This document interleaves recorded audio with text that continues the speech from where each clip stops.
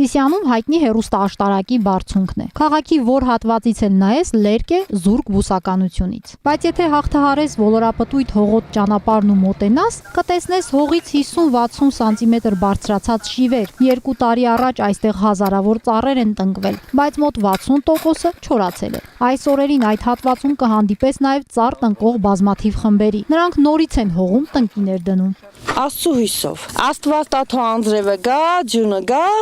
ծառերը ջրվի, բազմանա, ջուր ապետք մեր ծառներին, որ մեր այդ աշխատանքը, այդ չարչարմանքը ծիլ տա, ծաղիկ տա, մեր երեխաներն էլ, մեր թոռնիկներն էլ որոշ ժամանակ անց մեծանալուց հետո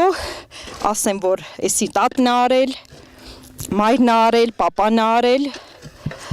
ունեցել ենք մեծ անտառ։ Հայանտառ Պոակի Սիսիանի մասնաճյուղի գլխավոր անտառապետի խոսքով այս տարի 86,000 տնկի են նախատեսել որպես լրացում։ Ցավով է նշում չոր ու քամոտ Սիսիանում անտառ աճեցնելը չափազանց ռիսկային ձեռնարկում է։ Չորացման պատճառը մեծամասնությունը կազմում է երաշտը։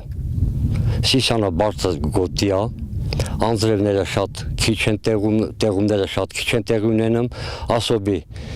հուլիսից հետո Սիսիանում անձրևներ չեն լինում։ Մինչև Երևի նոյեմբեր-դեկտեմբեր, միջև ծնածած սկսելը։ Մեծ պատճառը դա է, երաշտը։ Իսկ չկան բուսատեսակներ, որ ավելի չորադիմացք ունեն, որ… Օրինակ դեղին ակացիան, ակացիայի մի տեսակ էլի կա սիպտակ ակացիան, դրանք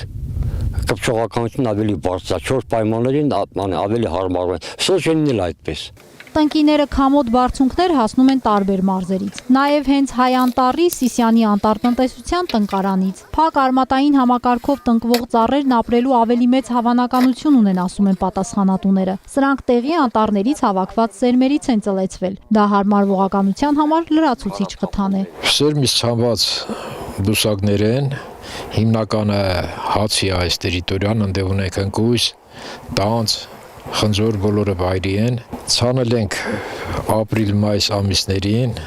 մայիսին արդեն ցանքսը վերջացրել ենք, մոտավորապես 6 ամսական բույս են, միս նոյեմբերին պետք է հանվի արդեն անտառ տնկելու համար։ Այս տարի Սյունիքում 101 հեկտար անտառպատման ու անտառվերականգնման աշխատանքներ են պլանավորված։ Փորձարարական, երբեմն այլ երկրների փորձը ներառող մեթոդներ են օգտագործում Սիսիանում։ Տնկման գործն այստեղ մշտական է։ Ծառատեսակները, որոնք ցածր կպչողականություն են դրսևորել, հիմնականում չեն փոխվել։ Ինչու եք շարունակում տնկել կաղնի, հացենի եւ խնձորենի, եթե կան առավել չորադիմացկուն տեսակներ հարցին պատասխանում է Հայանտառի անտառվերականգնման ու անտառպատման բաժնի պետը։ Սիսիանում մենք այս տարի գնահատել ենք բավականին ցածր կպչողականություն, այս տարի պետական բյուջեի միջոցներով չկա անտառ տնկում, հա, հենց հիմնվելով նրանով, որ գույքագրման նախորդ տարվա եւ այս տարվա գույքագրման արդյունքները այնքան էլ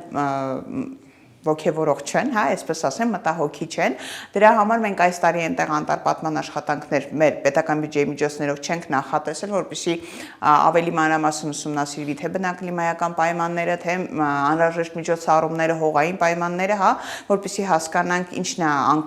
սերմնաբուսակների անկման գլխավոր եւ կարեւոր պատճառ եւ անցնենք արդեն մշակույթների հիմնադրման այլ տեխնիկայի եւ տեխնոլոգիաների, իսկ այս տարի ՄԱԿ-ի Պարենի եւ գյուղատնտեսության կազմակերպության կողմից իրականացվող միջոցառումները նորից նշում են, որ կատարվում է իրանց մեթոդիկայով, իրանք են ընտրել իրանց մոնիթորինգի արդյունքներով։ Թե Սիսիանի հեռուստաաշտարակի շուրջ բոլորը տնկված տասնյակ հազարավոր շիվերից քանիսը ծառ կդառնա, դժվար է ասել։ Նորատունկերը բնությունից բարեհաճություն են սպասում։ Այստեղ ոռոգում չկա ու չի նախատեսվում, մոտ առվակներ չկան։ Եթե անձրևները շատ լինեն, քամիները քիչ, տարիներ անց քաղաքի բարձունքներից մեկն անտառ կդառնա։ Տիգրանուհի Բադալյան, Սիրանուշ Գրիգորյան, Մհեր Մանուչարյան, Վահե Եղիազարյան, Սյունիք լուրեր։